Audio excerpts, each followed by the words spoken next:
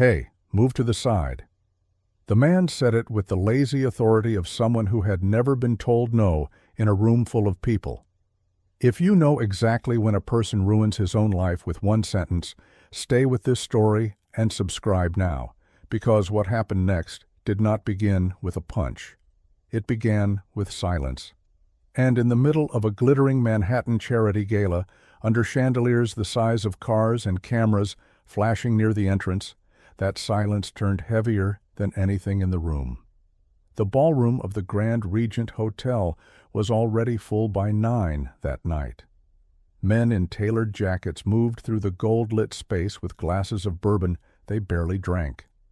Women in black silk and emerald satin stood in loose circles beneath towering arrangements of white orchids. Somewhere near the far wall, a jazz trio was playing softly enough to sound expensive. Waiters floated between conversations like they had rehearsed every step. It was one of those evenings where everybody seemed to be watching everybody else without admitting it. Near the private corridor that led to the VIP lounge, a man named Carter Bell had decided the room belonged to him. He was 38, broad-shouldered, sharp suit, perfect smile, the kind of face that had learned how to look important before it had done anything important. He worked in finance or media or one of those worlds where confidence was so often mistaken for substance that even he had begun to believe the confusion. He had 2 clients walking with him, one on each side, and he was speaking just loudly enough for nearby people to hear him. Not because he had something worth saying, because being heard mattered to him more than being right. Then he saw a short, thick-built man standing near the corridor entrance, half-turned, speaking quietly to someone just out of view. Carter did not slow down. He gave that man a quick look, the careless scan people use when they think they have already figured you out. Older. Compact, balding close, dark jacket, heavy shoulders, not dressed to impress, not trying to be seen. To Carter, that meant one thing: obstacle. So he flicked 2 fingers toward the side and said, "Hey, move to the side." A few people turned. The man did not move. Carter kept walking, then stopped because now he was close enough to see that the stranger wasn't even pretending not to hear him. He had heard every word. He just hadn't obeyed. That was new. Carter smiled the way men smile when they think a room is about to help them win. "You're blocking the entrance." Still nothing. The stranger looked at him with a face so calm it almost felt disrespectful. No apology, no explanation, no social panic, just a steady, unreadable look that made Carter suddenly aware of how much noise he himself was making. One of Carter's clients gave a nervous chuckle. That made it worse. Because now Carter couldn't let it go. Not in front of people, not in a room built on status, not after being ignored by a man half a head shorter than him. "Did you hear me?" Carter said louder this time. "Step aside." The jazz trio kept playing. Glasses clinked. Conversations around them did not stop, but they thinned, bent, shifted in this direction. The strange thing about public humiliation is that people can smell it before it happens. Heads don't always turn immediately, but attention arrives early. The man near the corridor finally moved, not away. He turned fully toward Carter, and that was the first moment something changed, because now the light caught his face clearly, the lines around the eyes, the thick neck, the flattened calm in the expression, not passive calm, not uncertainty, the other kind, the kind that does not come from comfort, the kind that comes from years of people testing where the line is and finding it too late. Carter's smile stayed on his face, but it had to work harder now. "Yeah," he said, still playing to the room. "That's better. I'm trying to get through." The man looked at him for another second. Then he said very quietly, "Then wait." Carter blinked. He had expected apology, stammering, irritation, maybe even a cheap insult. He had not expected that voice, low, flat, almost bored. A voice with no need to rise in order to take control. One of the women standing nearby suddenly stopped speaking mid-sentence. A man near the bar squinted in their direction. Someone farther back whispered something that did not travel clearly, but the sound of it tugged at the edges of the moment. Carter heard none of that. What he heard was the laughter trapped in his clients' throats, the possibility that this exchange was no longer going the way he wanted, and the small private terror of any arrogant man in public losing the room. So he leaned in a little, not enough to be physical, enough to make it personal. "You don't tell me to wait," he said. "You step aside when I tell you to." The man's eyes did not change. That was when Carter should have stopped. That was the exact point where the night still could have been saved. A shrug, a joke, a careless exit, something, anything. Instead, he smiled wider, glanced around for witnesses, and said the sentence that made several faces in the room go still at once. "Do you even know who you're talking to?" The man did not answer. From somewhere behind Carter, in a voice barely above a whisper, a woman said, "Oh my God." And another voice, male this time, answered just as quietly, "I think he doesn't."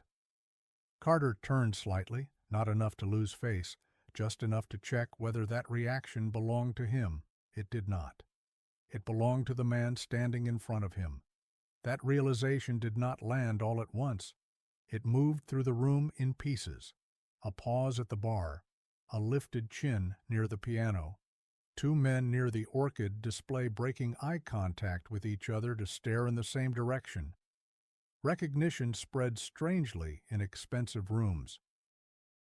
Nobody wants to be first to make a scene, but once enough people understand something at the same time, the atmosphere changes before a single word is spoken aloud. Carter felt that change and misread it completely. He thought the room was closing around him in support, so he doubled down. "You hear that?" he said with a short laugh, turning back to the man. "People are waiting. Move." The man didn't blink. He didn't puff up. He didn't lean in. That was the part Carter's instincts kept failing to process. Every confrontation he had ever won socially had depended on one thing: the other person wanting something. Approval, safety, dignity, escape. This man looked like he wanted nothing from him at all. Behind Carter, one of his clients finally murmured, "Carter." A warning, soft, late, and unwanted. Carter ignored it. The stranger's shoulders were broad under the dark jacket, but not decorative broad, dense, real. A body shaped by old violence and years of hard use, not by mirrors. He stood with almost no visible tension, yet there was something unsettling in how little space he seemed to need. Like a coiled machine that had decided not to move unless absolutely necessary. Carter had seen men like that before, but only from a distance, only in places where context explained them. Security details, old fighters, certain athletes after retirement, men whose stillness wasn't social at all, men who didn't posture because posture was for people who needed help being taken seriously. Still, Carter could not let it go. "You staff?" he asked, voice turning sharper. "Security? Is that what this is? You standing here trying to act tough?" No answer. The jazz trio stopped between songs. That tiny silence hit harder than shouting would have. Now the people nearest them were openly watching. A waiter froze mid-step with a silver tray balanced on one palm. A woman near the corridor lowered her champagne glass without taking her eyes off the scene. Someone at the back of the crowd quietly stepped sideways, trying to get a better view. Carter noticed all of it, and because he noticed it, he became more afraid. And because he became more afraid, he became crueler. That is how men like him usually break. He gave a dismissive little laugh and said, "You know what? Forget it.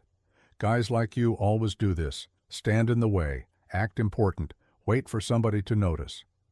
The stranger's face remained unreadable, but a man near the bar now looked openly stunned. Another whispered, "Is he serious?"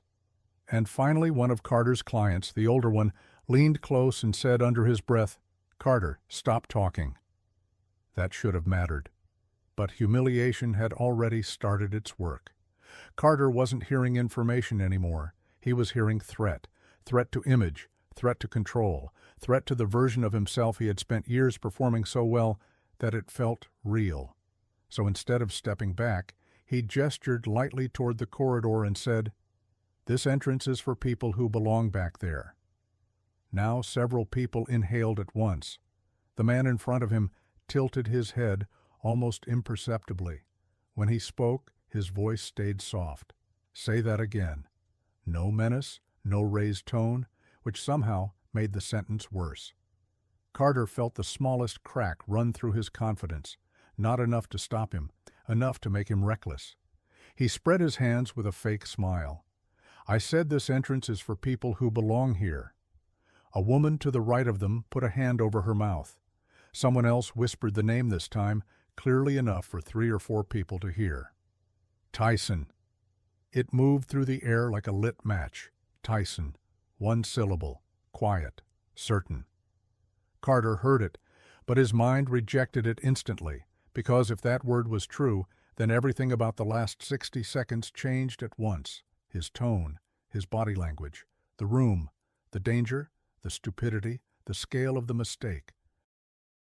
And pride has a way of delaying truth when truth arrives carrying humiliation. So he laughed. Actually laughed. "Tyson?" he repeated, trying to sound amused. "What? Mike Tyson's working the hallway now?" No one laughed with him. That was the second crack. A man in a navy dinner jacket stepped back, as if distance itself had become necessary. 2 younger guests near the far side of the room were staring openly now, phones halfway out, but not yet raised, unsure whether this was history or disaster. The stranger finally answered, not to Carter's joke, not to the room, just to reality. "Yeah," he said, "Mike Tyson." Carter's face changed, not all at once. First disbelief, then the mind's frantic search for contradiction, then the sickening recognition that comes when every detail you ignored rushes back in at full speed and rearranges the entire moment around itself, the neck, the eyes, the voice, the way nobody else was moving. His client stepped away from him before he even realized they had moved, and for the first time that night, Carter had nothing ready to say. You could see the exact instant Carter's body stopped belonging to him. His smile was still on his face, but it had become an object left there by somebody else. His shoulders, which had been pitched forward in confident irritation a moment earlier, eased back without permission. His jaw unlocked. His hands, so expressive when he thought he was in control, went strangely useless at his sides. Mike Tyson stood in front of him with the same quiet expression. No triumph, no anger, no performance. That made the recognition worse. If Mike had exploded, Carter could have reacted to that. He could have played victim. He could have backed away into apology. He could have blamed emotion, alcohol, misunderstanding, anything. But Mike was giving him none of that. Just presence. Just fact. Just the unbearable weight of being fully seen by the wrong person at the worst possible moment. Carter swallowed. "Come on," he said weakly, and even he heard the difference in his own voice. "No, I mean, come on." Mike said nothing. One of the clients who had arrived with Carter took another step back, as if physical association had suddenly become expensive. The other looked down at the floor with the grim concentration of a man pretending not to exist. The room had completely turned now. Nobody was with Carter anymore. He felt it and panicked.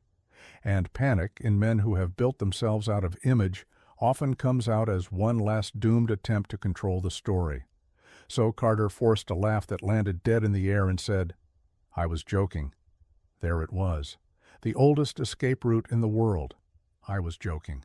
The emergency exit for arrogant men after the room abandons them. Mike looked at him for a second longer. Then he asked, "You were?" The question was simple, soft, almost curious. Carter nodded too fast. "Yeah, of course. Just joking." Mike's eyes held him there. "No," he said, "you wasn't." And that was somehow more damaging than anything louder could have been. Because it was true, completely, publicly, embarrassingly true. Everyone around them knew it. Carter knew it. Even the way he tried to smile again admitted it. This was not a misunderstanding, not banter, not some social misfire. He had tried to diminish a man he thought was safe to diminish. That was the whole thing. Now the safety was gone, and all that remained was character. Carter glanced around, searching for one face that might help him hold the ground. He found none. People were not looking at Mike anymore. They were looking at him, not with fear, with that colder thing, judgment. He took a shallow breath. "Look," he said, lowering his voice. "I didn't realize—" Mike interrupted him. "That's the problem." Nothing moved in the room. Mike didn't step closer, but the space between them still seemed to shrink. Maybe it was the way Carter leaned back half an inch. Maybe it was the room pulling inward. Maybe it was simply what happened when a man who had spent his life using pressure met someone who did not acknowledge it. "You talk crazy," Mike said, still calm, "when you think somebody can't do nothing to you." Carter's throat tightened. Nobody saved him. The woman with the champagne glass was no longer pretending not to watch. The waiter with the tray had not moved in at least 30 seconds. Two men near the bar now looked openly embarrassed on Carter's behalf, which was somehow worse than ridicule. Carter lifted both hands a little, palms visible, a gesture halfway between peace and collapse. "I said I didn't know." Mike's face stayed still. "You knew enough." Carter stared at him, and in that second, the truth became bigger than identity, bigger than celebrity, bigger than the horror of recognizing Mike Tyson after insulting him face to face. Carter understood something else now, something much uglier. If this had been a random older guest, if it had been hotel staff, security, a driver, a trainer, anybody he considered socially smaller, he would have meant every word exactly the same way. Mike Tyson only changed the risk, not the character behind it. Mike knew that too. That was why the silence around them felt so merciless. Carter tried once more to rebuild himself from fragments. "Listen," he said, "I'm apologizing." Mike tilted his head slightly. "That for me?" he asked. "Or for everybody watching?" Carter opened his mouth. Nothing came out. A low murmur moved through the crowd, not loud enough to break the stillness, just enough to confirm that the room had heard the strike land. Because that was what it was, not a question. A clean shot right to the center of the lie. Carter's face went red, then pale. He realized too late that he was not in a confrontation anymore. He was inside a public unveiling. Every sentence he tried now would only reveal more. His clients knew it. The crowd knew it. Mike had known it from the moment Carter opened his mouth. One of the younger guests near the back finally whispered, "He's done." Carter heard that too, and out of pure desperation, he made the worst move left to him. He reached out lightly, just 2 fingers toward Mike's sleeve, the reflex of a man trying to smooth over a social moment physically, trying to turn danger back into etiquette. Mike's eyes dropped to the hand. That was all. He didn't jerk, didn't flinch, didn't raise his voice. He just looked at the hand. Carter snatched it back so fast it was almost violent. The room went colder. Mike lifted his gaze to Carter again and said, "Don't touch me." Carter nodded immediately. For the first time all night, he looked exactly like what he was, a man who had finally understood who stood in front of him, and hated that he had understood too late. There are moments when humiliation stops being social and becomes physical. Carter was there now. You could see it in the tightness at the corners of his mouth, in the slight flutter near one eye, in the way he kept swallowing like his throat had forgotten how to work properly. The room hadn't gotten louder, but it had become harder to breathe in. Too many eyes. Too much memory already forming. Too much certainty that whatever happened next would follow him long after tonight. Mike Tyson remained exactly where he was. That steadiness was destroying Carter more efficiently than rage ever could have. Because rage would have made Mike part of the scene. Calm made Carter the whole scene. He tried once more to recover a version of himself. "I made a mistake," he said, forcing each word out carefully now. "All right, I made a mistake." Mike watched him. Then he said, "No, you showed yourself." The sentence hit like a door being locked. Several people looked down, not out of sympathy for Carter, out of recognition, because everybody in that room had met men like him before, men who were all smooth charm until they sensed weakness. Men who turned rude the second they thought there would be no consequences. Men who borrowed their courage from the assumption of safety. Carter's shoulders slumped a fraction. That tiny collapse told the truth more clearly than his face did. He knew this was over. He just didn't know how to exit without making it worse. One of the clients finally found enough courage to speak. "Carter," he said quietly, "let's go." Mike did not look at the client. He did not need to. The hierarchy had already rewritten itself. 10 minutes ago, Carter had moved through the ballroom like a man leading others. Now another man was telling him to leave like damaged goods before the stain spread. Carter turned toward him, grateful for the opening, but he made one fatal mistake on the way out. He tried to smile at Mike, a weak, broken little social smile, the kind people use when they think maybe a shared performance can erase what just happened. Mike didn't return it. Carter's face dropped again. "Look," he said, almost pleading now, "I said I'm sorry." Mike took one slow step forward. Just one. It was not aggressive. It was not dramatic. But it erased whatever thin illusion of control Carter still had left. Carter's body shifted back before his mind approved it. His heel caught the edge of the carpet runner. He recovered immediately, but everyone saw it. A couple of people exhaled at once. Mike's voice stayed low. "You wasn't sorry when you thought I was nobody." That line moved through the room like current. Because it wasn't about Mike Tyson anymore, not really. It was about every waiter ignored, every driver dismissed, every worker talked over, every stranger measured and reduced in a second by people who built their personality around getting away with it. Mike had pulled the whole thing out into the open and held it there where Carter could not hide inside tone or style or expensive tailoring. Carter looked wrecked now, not physically, worse, socially stripped. Ego coming apart in public, the kind of damage men like him spend years avoiding because they know, deep down, they are built mostly out of reflection. A woman near the bar shook her head once, almost sadly. Another guest muttered, "He thought he had an extra." Mike stood close enough now that Carter had to keep his chin lifted to hold the eye contact. That alone was humiliating. Carter had started the encounter using height, motion, and volume like tools. None of them existed anymore. Mike had reduced the moment to one unbearable fact.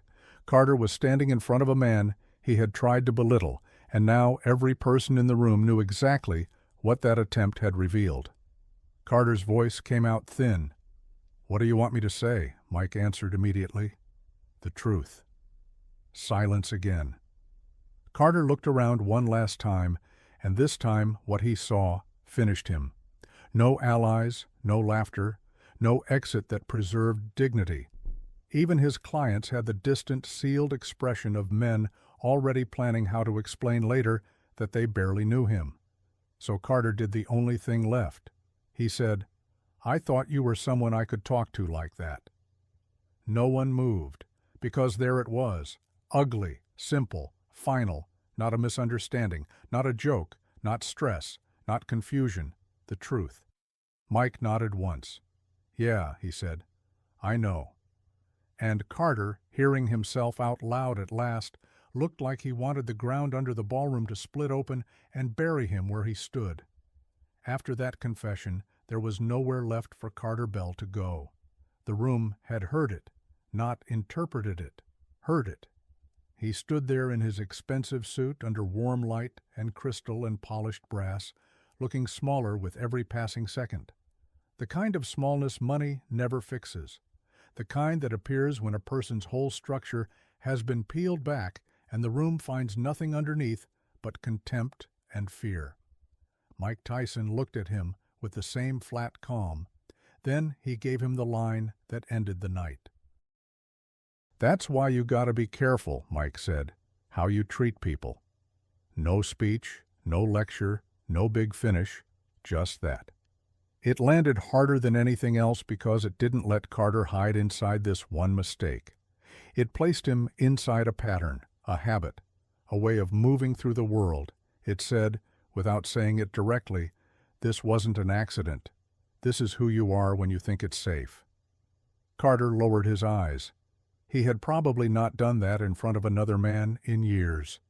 One of the clients touched his elbow, and this time Carter let himself be guided, not out of pride, out of collapse. He turned finally and began walking away from the corridor, away from Mike, through the crowd that parted for him now with none of the respect he had imagined for himself when the evening began. People didn't speak as he passed.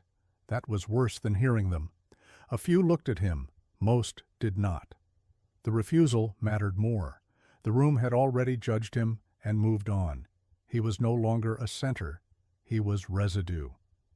At the far end of the ballroom, one of the hotel staff stepped aside to let him through.